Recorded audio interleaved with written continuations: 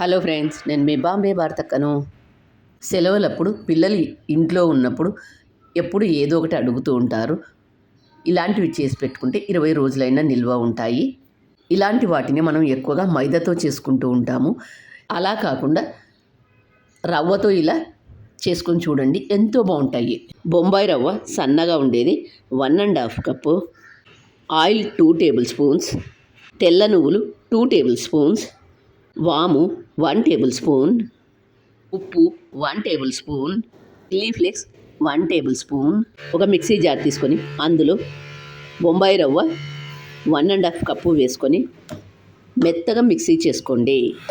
దీన్నే సూజీ కూడా అంటారు. మూత మూసుకొని మెత్తగా మిక్సీ చేసుకోండి. ఇలా మెత్తగా మిక్సీ చేసుకున్న దీన్ని ఎంత మెత్తగా మిక్సీ చేసుకున్నా ఇది కొద్దిగా రవ్వలాగే ఉంటుంది. పౌడర్ లాగా మరీ మెత్తగా కాదు. ఇప్పుడు దీన్ని ఒక వెడల్పాటి ప్లేట్ తీసుకొని అందులో వేసుకోండి. ఇప్పుడు ఇందులో ఉప్పు, నువ్వులు, చిల్లీ ఫ్లేక్స్, వాము వేసేటప్పుడు ఎప్పుడే కానీ ఇలా క్రష్ చేసి వేయండి. అప్పుడు ఫ్లేవర్ బాగా పట్టుకుంటుంది. పొడి పదార్థాలన్నింటిని ఒకసారి బాగా కలుపుకొని ఇప్పుడు ఇందులో 2 టేబుల్ స్పూన్ల ఆయిల్ వేడి చేసి వేసుకోండి. వేడిగా ఉంటుంది కాబట్టి కొద్దిగా చూసుకొని కలుపుకోండి.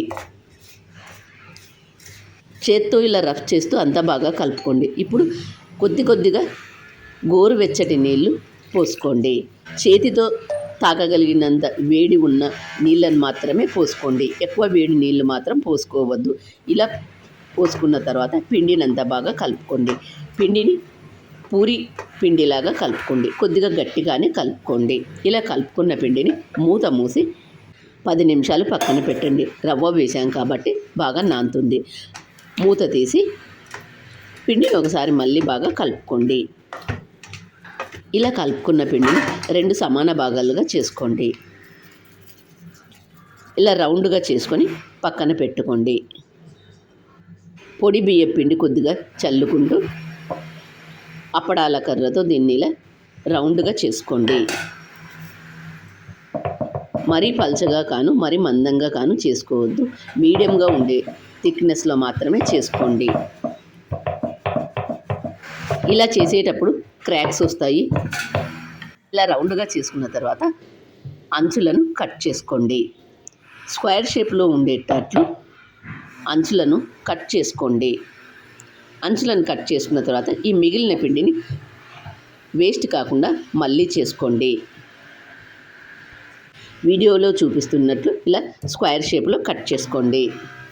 ఇలా స్క్వేర్గా చేసుకున్న తర్వాత ఒకసారి నిలువుగా, ఒకసారి అడ్డంగా సగానికి మాత్రమే కట్ చేసుకోండి. ఇలా చూపుడు వేలంతా ఉండేటట్లు కట్ చేసుకోండి. మరీ చిన్నగా చేసుకోవద్దు. బాండీలో పోసిన నూనె పోసినట్లే ఉంటుంది.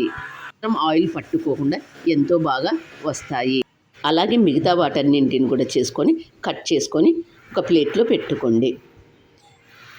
ఇలా అన్నీ కట్ చేసుకున్న తర్వాత ఒక ప్లేట్లో పెట్టుకొని పక్కన పెట్టండి. ఇప్పుడు గ్యాస్ ఆన్ చేసుకొని ఒక బాండీ పెట్టుకొని అందులో డీప్ ఫ్రైకి సరిపడినంత ఆయిల్ తీసుకోండి.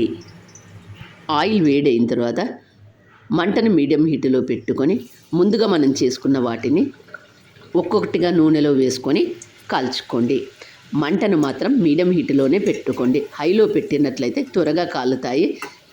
చల్లారిన తర్వాత మెత్తగా అనిపిస్తాయి. కాబట్టి కాల్చుకునేటప్పుడు మంటను మీడియం హీట్లో పెట్టుకోండి. ఒక సైడు కొద్దిగా కాలిన తర్వాత మరొక సైడు తిప్పి వేసుకోండి.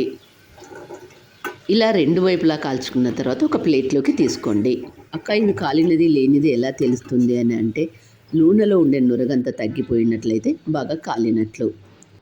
అలాగే మిగతా వాటన్నింటిని కూడా వేసి కాల్చుకోండి. ఇలాంటి వాటిని మనం ఎక్కువగా మైదా పిండితోని బియ్యం పిండితో చేసుకుంటూ ఉంటాం కాబట్టి ఇలా ఒకసారి రవ్వతో తప్పక ట్రై చేయండి.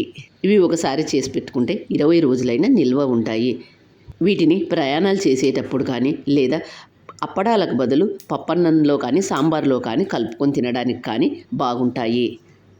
రవ్వతో చేసుకునే వీటిని మీరు కూడా ఒకసారి తప్పక ట్రై చేయండి. మరి మీకు ఎలా వచ్చాయో నాకు కామెంట్ చేసి చెప్పండి.